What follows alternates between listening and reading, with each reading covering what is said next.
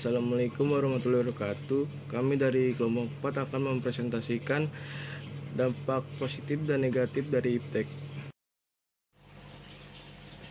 Hai Faiha, lagi apa?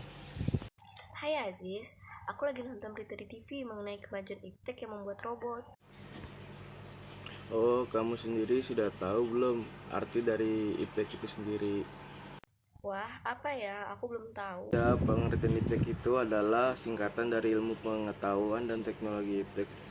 Iptek sendiri sebagai ilmu yang mempelajari tentang perkembangan teknologi berdasarkan pengetahuan.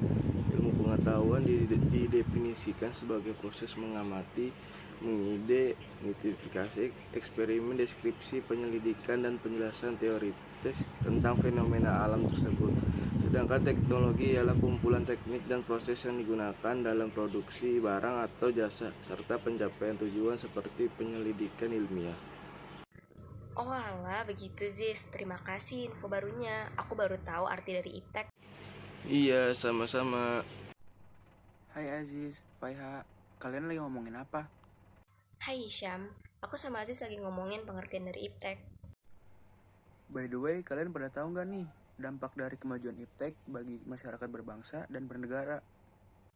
Nah, kalau ini aku tahu nih, dampak dari kemajuan iptek terdapat dalam beberapa aspek. Yang pertama, ada aspek politik. Yang kedua, ada aspek ekonomi. Yang ketiga, ada aspek sosial budaya. Dan yang keempat, ada aspek pertahanan dan keamanan. Lalu, aspek-aspek itu dibagi menjadi dua dampak, yaitu ada dampak positif dan juga dampak negatif. Wih, bener banget tuh. Gimana kalau kita bagi informasi di masing-masing bidang dari dampak kemajuan iptek bagi masyarakat berbangsa dan bernegara? Boleh banget tuh Syam, aku ambil dampak pengaruh iptek di bidang ekonomi ya. Ide yang bagus tuh, kalau gitu aku yang dampak iptek di bidang sosial budaya ya. Oke deh, aku yang bagian iptek di bidang pertahanan dan keamanan ya. Oke Oke, Syam. Syam. Dampak positif iptek di bidang ekonomi. Yang pertama, produktivitas dunia industri semakin meningkat. Kemajuan teknologi akan meningkatkan kemampuan produktivitas dunia baik dari aspek teknologi industri maupun aspek produksi. Pertumbuhan ekonomi akan semakin tinggi. Persaingan dalam dunia kerja sehingga menuntut pekerja untuk menambah skill dan pengetahuan yang dimiliki. Semakin maraknya pengguna TIK akan semakin membuka jaringan pekerjaan. Dampak negatif iptek di bidang ekonomi. Yang pertama, terjadinya pengangguran bagi tenaga kerja yang tidak mempunyai kualifikasi yang sesuai dengan yang dibutuhkan. Yang kedua, adanya aksi tipu menipu dalam proses jual beli online. Yang ketiga, perjudian online. Yang keempat, resistensi membaca secara online. Bagi seorang yang bertransaksi secara online akan merasa janggal ketika harus bertransaksi tanpa bertatap muka atau melihat penjualnya. Belum lagi ketakutan dia bila pembayaran tak terkirim atau belum diterima, atau barang tidak dikirim, atau bahkan barang dikirim tapi tidak diterima. Dampak di aspek hukum, pertahanan, dan keamanan. Dampak positifnya yang pertama, menguatnya supremasi hukum, demokratisasi, dan tuntutan HAM. Yang kedua, menguatnya tuntutan tugas-tugas penegak hukum lebih profesional, transparan, dapat bertanggung jawab. Yang ketiga, menguatnya regulasi hukum.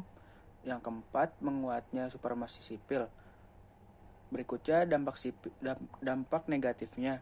Yang pertama, penyalahgunaan satelit oleh para teroris. Yang kedua, memunculkan perang informasi.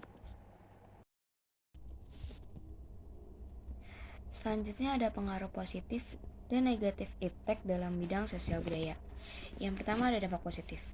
Dampak positif 1 yaitu informasi yang ada di masyarakat dapat langsung dipublikasikan dan diterima oleh masyarakat. Kedua, kemajuan teknologi komunikasi yang cepat dapat mempermudah komunikasi antar manusia dan suatu tempat ke tempat yang lain. Yang ketiga, mempermudah mengetahui berbagai macam budaya. Dan yang keempat, memperoleh adanya pertukaran pelajar antar bangsa. Selanjutnya ada dampak negatif. Dampak negatif yang pertama, kemerosotan moral di kalangan masyarakat. Yang kedua, munculnya sifat individualisme.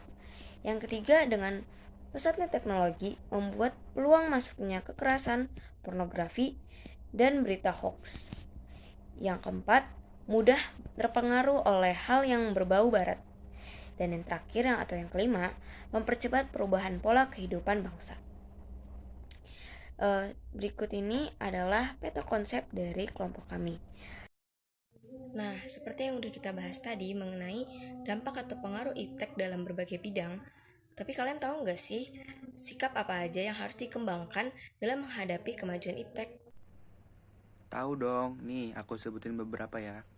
Yang pertama itu berpegang teguh pada dasar-dasar negara dan konstitusi. Yang kedua, mengamalkan nilai-nilai Pancasila dalam kehidupan sehari-hari. Yang ketiga, menegakkan supremasi hukum. Yang keempat itu berpegang pada nilai budaya dan norma yang berlaku di masyarakat. Yang kelima, menanamkan nilai etika dan agama dalam kehidupan sehari-hari. Wah, kita harus benar-benar selektif ya dalam menghadapi kemajuan iptek ini. Betul banget, Zis. Dan terima kasih Syam atas informasinya. Semoga kedepannya kita bisa lebih selektif lagi dalam menghadapi kemajuan iptek. Oke, sama-sama.